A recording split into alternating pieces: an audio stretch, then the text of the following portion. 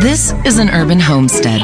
These princesses are about to experience a way of life completely opposite from their own. That's what you're doing. You're cleaning this up so then I can put new straw in and collect that again. Oh, they're disgusted, but that won't get them out of it. The goat is literally dropping little black beans out of its butt. This ought to be interesting. This is a puma, the lion of the Andes.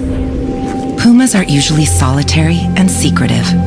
To see a group move boldly and in the open is rare. It's a mother with 4 cubs.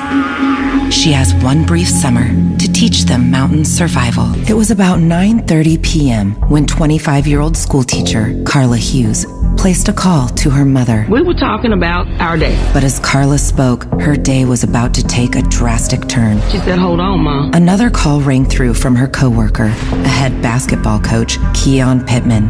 When it came to women, the coach was also a player. Hundreds of circles, squares, and other geometric shapes, once hidden by forest, hint at a previously unknown ancient society that flourished in the Amazon.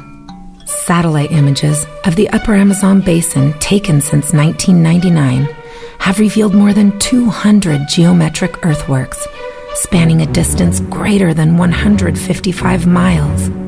When people think of Seattle, the first things that come to mind are coffee, computers, grunge music, and rain.